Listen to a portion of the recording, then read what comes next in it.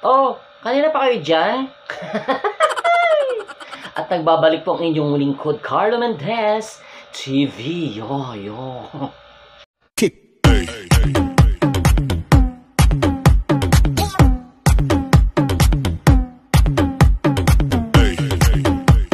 At ayan ha, ibahin natin ang ating pagkakasunod-sunod ng ating vlog ngayon. So without further ado, let's all watch this kabayan ang aking cover song. Roll VTR.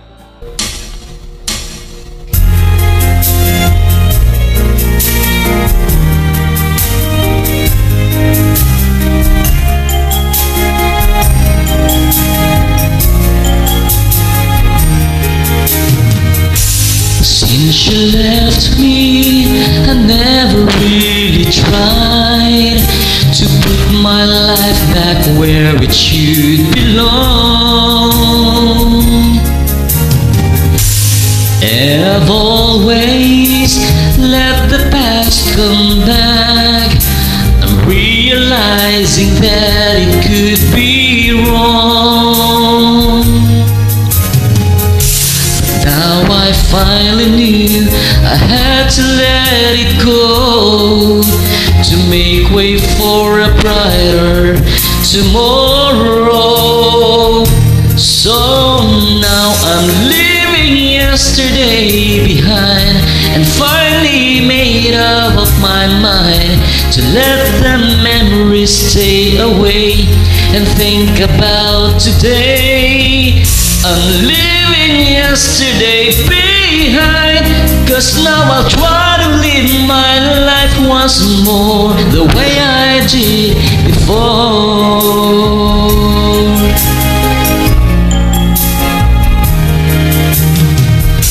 Since I know that I never will forget the memories that made my yesterday, I will try not to let it interfere the choices I will make along the way. 'Cause I'm not living in a world of fantasy. I'm here now in the world of reality. So now I'm leaving yesterday behind, and finally I made up my mind to let the memories stay away and think about today. I'm leaving yesterday behind, 'cause now I'll try to live my life once more the way I did before. I'm leaving yesterday behind, and finally I made up my mind to let the memories stay away and think about today. I'm leaving yesterday behind, 'cause now I'll try to live my life once more just the way I did before.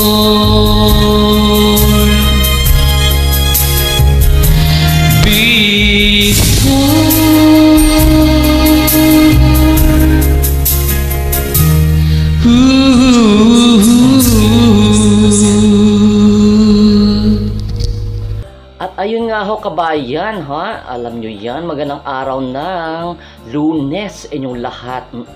Hello, and hello. So, wish ko na sa mabuti kayong kalagayan, kalusugan at puno ng biyaya sa pang-araw-araw na yung pamumuhay, ha? So, bago ang lahat, inubo ang inyong lingkod, excuse me po. Ganyan, ha? Shout out muna tayo, ha? Pero bago ang shout out, sana nagustuhan ninyo yung cover song na yan. Yan ang ating national anthem, charot. Yan ang ating pangbungad, ha? Mula ngayon. Shout out to Christina Ilaida.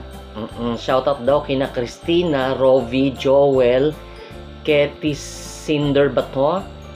Jolen, Rowena at sa dalawang apo niya na sina Bryle, Ethan at Brian Zane. Tama ba? Ewan ko sa'yo. Charot. Ikaw nagbabasa eh. And happy viewing to Susan Eliana. Shoutout daw kila Mamigs. Parang layo ko sa microphone. And happy viewing to Grace Gregorio from Capiz, Iloilo. And shoutout to Arlen Espinosa. And happy viewing to Emma Manibale Rivadavia. Shoutout daw sa Team KKKK founder Ileli Huntado Tosok at mga members and admins. And also happy viewing to Resty Lopez from Iloilo City rin. Ayan. And shoutout to Maria Cecilia Onsana.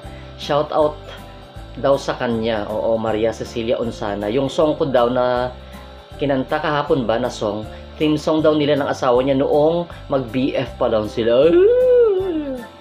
Tapos 15 years married na sila ngayon. Ayan. And happy viewing to Mary Ann Francisco. Shout out to Mamigs. And happy viewing to Nanita Eduardo. Happy birthday daw sa apo niya na si Duke Santos. 6 years old na daw siya noong May 23. Ala, belated happy birthday sa iyo, Dudong, ha? Na late ang pag-shout out sa iyo, ha? And shout out to Leonie Doronilia. Shout out daw sa lahat at sa mga anak niya na sina Teddy Boy. Ano to? Taga DFA. Charot.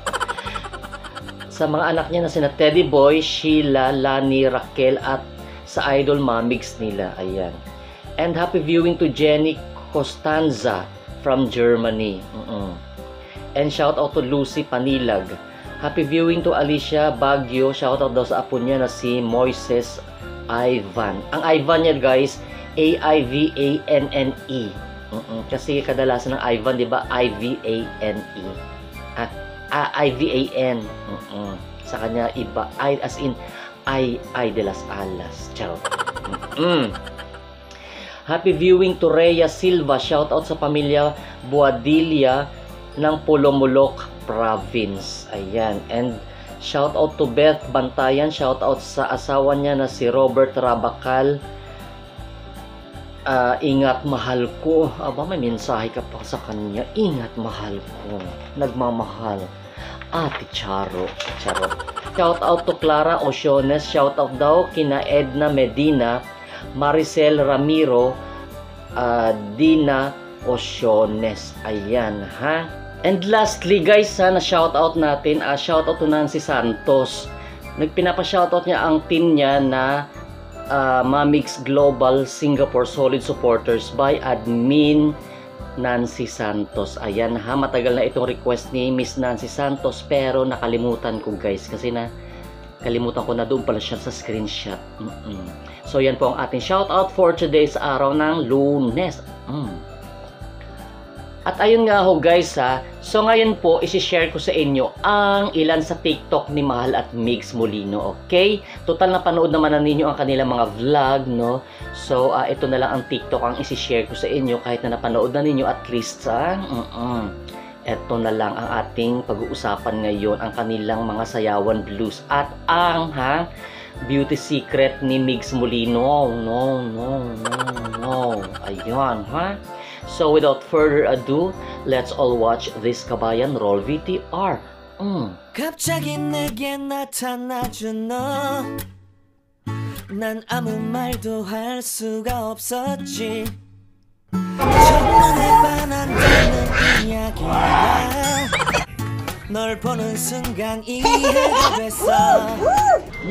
매번 야야야야 불러내 야야야야 내 맘을 고백하려고 타이밍만 보는 나. 그런 나를 넌 보며 왜 그러냐고 묻네 너 때문에.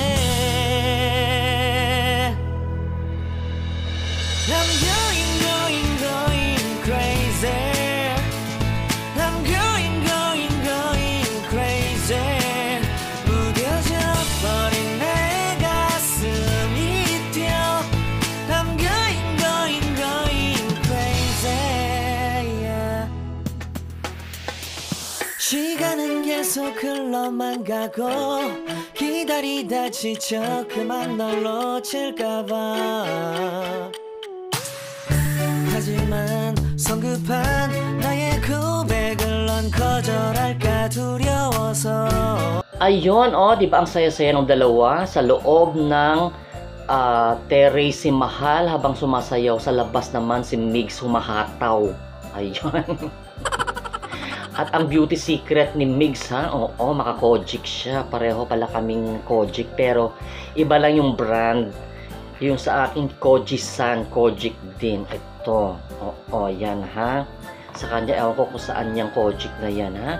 Koji-san. Arigato ni, ha? Hi. Ganyan, ha? So, kayo, kung gusto nyo rin kumili sa inyong mga mukha, ha? Magpa-delete na kayo. Ay, hindi. Joke lang. Oo.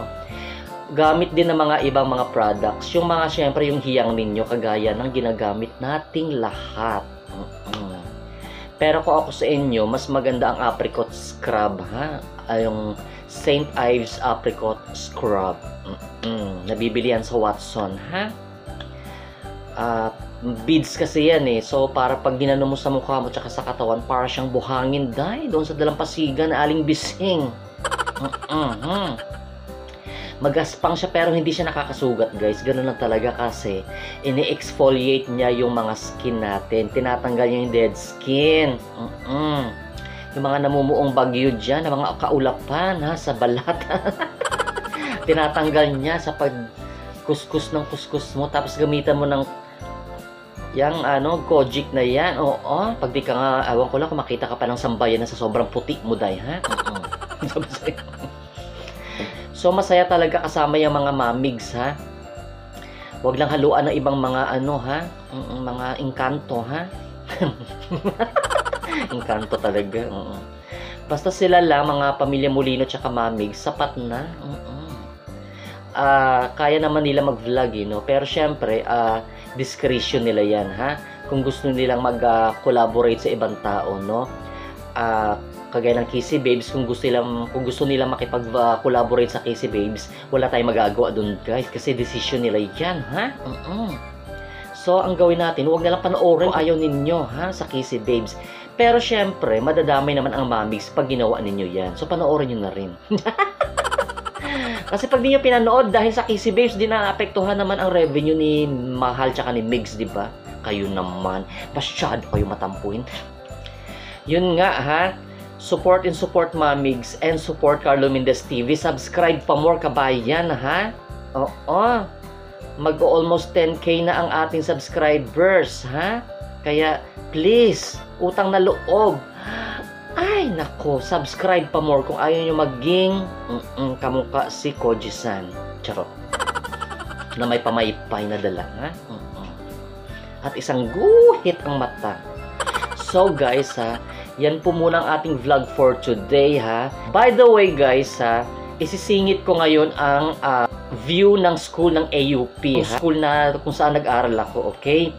So, without further ado, I would like to present to you the Adventist University of the Philippines dyan sa Silang Cavite. Roll VTR.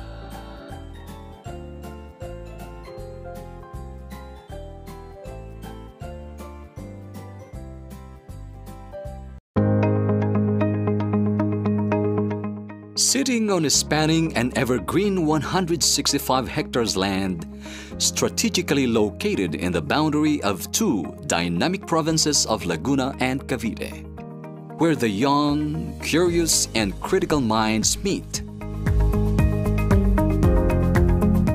This is the Adventist University of the Philippines. Here at the Adventist University of the Philippines, the academic community is one in creating, discovering, and nurturing youthful minds and skills, and transform them into productive individuals who can create remarkable print in the community. It is here at AUP that the youth are being honed and sharpened, preparing them to be trusted and innovative future leaders. Welcoming students from all over the world, a melting pot of desperate rhythms and cultures, AUP is home for everyone. The Adventist University of the Philippines is guided by its philosophy, mission, and vision. It stands proud as a Christian provider of quality education from preschool to doctoral programs.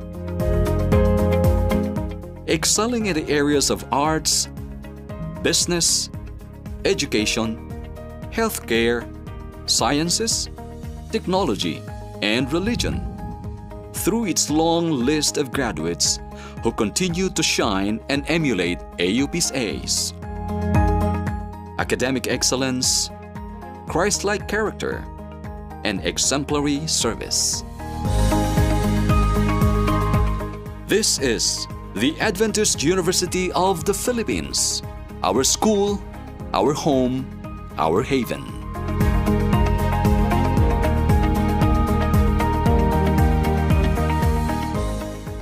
Ayan ho ha, sana nagustuhan ninyo ang nature na school namin ha.